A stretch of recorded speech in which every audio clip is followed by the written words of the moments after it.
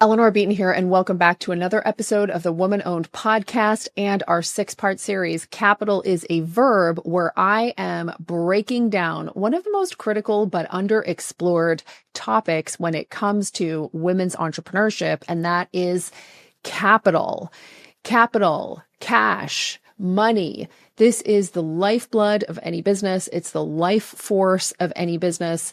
And this series is really intended to help you, the woman-led venture, doing anywhere from startup to 5 million, 10 million in annual revenue, to really equip you with CEO math, with CEO finance. I'm not trying to turn you into a CFO. I'm not trying to turn you into an accountant. I want you to partner at a high level with those professionals and bring a high degree of financial acumen to your role as a CEO. And why do I want to do this? Because when you have a high degree of financial acumen and you combine that with your visionary skills as a leader, you become unbeatable.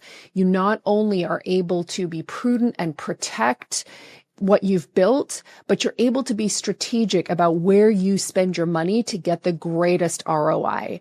So I have found the more that I understand about being a strategic financial CEO, about CEO math, the more confident I become in all of the decisions that I make. So this is actually part 5 of our 6-part series. If you haven't listened to the previous episodes, go ahead and do that.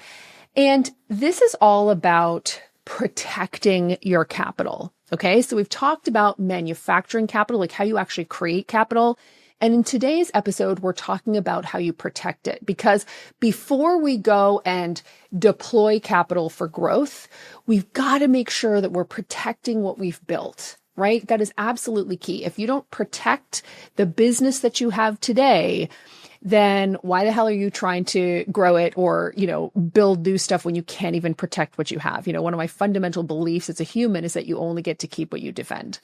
So if you can't defend your current business with capital, you are putting everything at crazy risk by investing to grow it. But what does that actually mean, Eleanor? This is what today's episode is all about. Okay, so we've talked about the tool, the margin stack, and the margin stack really gives you a guideline for how you manufacture capital, how you generate money. And believe it or not, making money isn't just about generating sales. It's also about what you do with the money you have. Our next movement in the dual capital framework is to protect capital. What does this mean?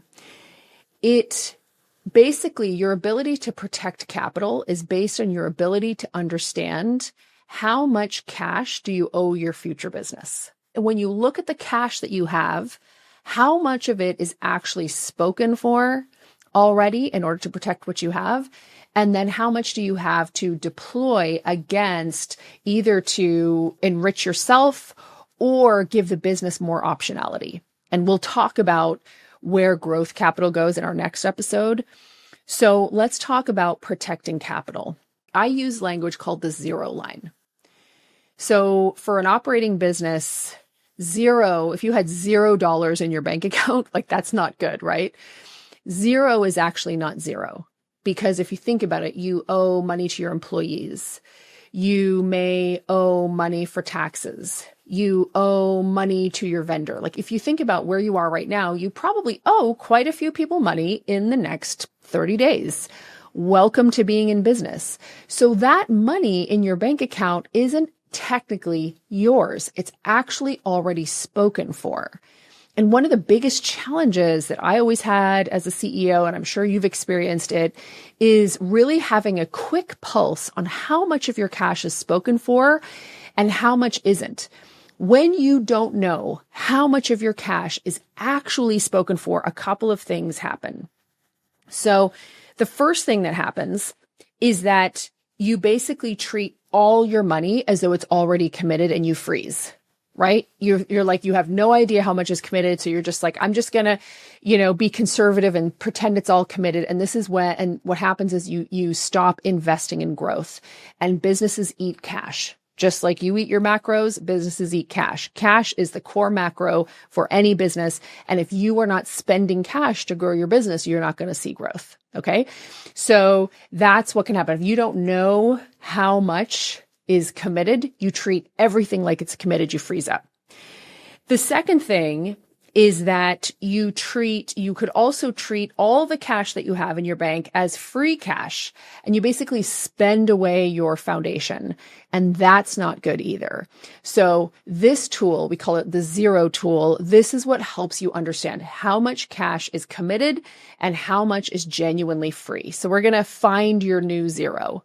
So basically the zero line helps you figure out how much is free. So first, what we want you to do is something called the weekly cash protocol. And the weekly cash protocol is a habit. We call it the Jewel CEO weekly cash protocol. This is something that we talk a lot to operators in our ecosystem to have. And it is a cash position. You get it on a regular cadence. For many of you, weekly will be plenty. Some of you may want it more frequently than that. I definitely have some operators in our ecosystem who are looking at their cash position every day.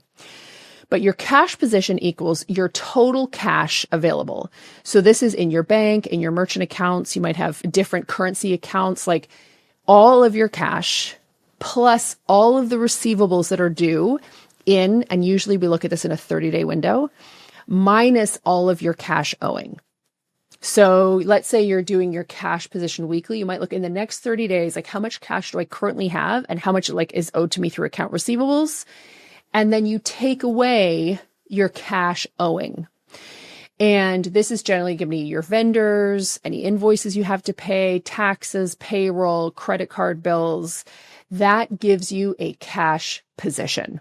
Okay, so that gives you a cash position, the amount of cash you have and the amount of cash that's committed in the next 30 days. That is your cash position.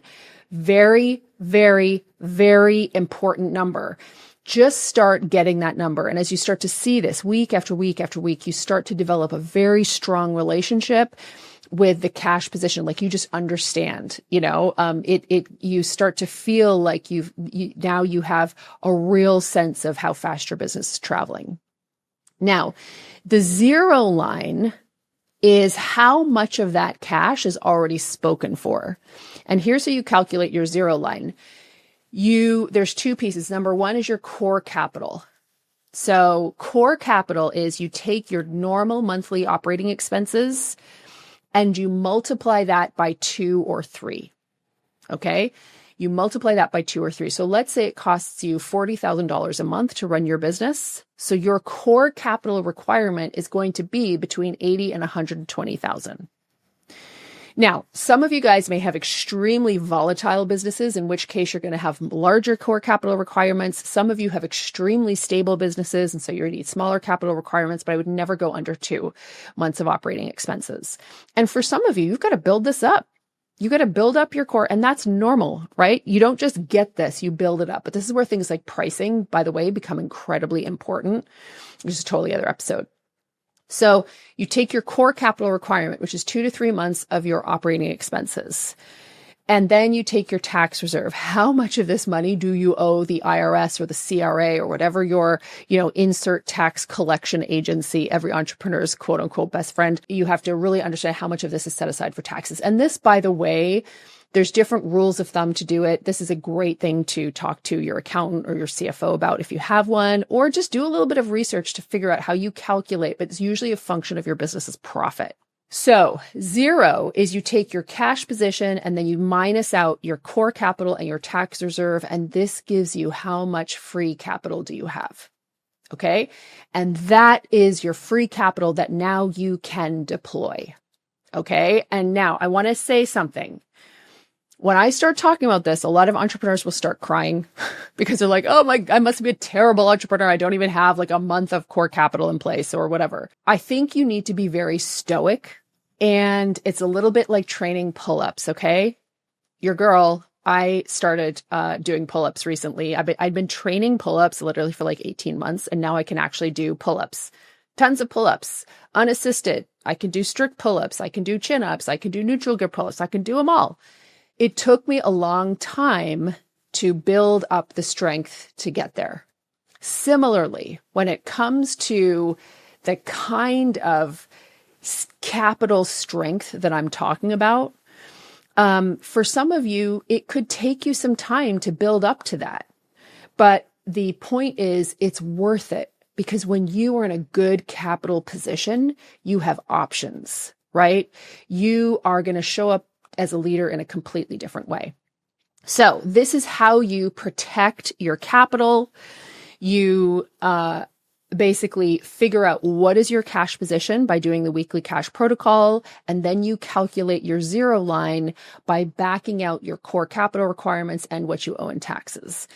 And again, this is a really nice rule of thumb to help you get a good gut instinct at a cash level. How is your business doing? Okay. So to be clear, this does not replace needing a CFO. It doesn't replace needing a bookkeeper.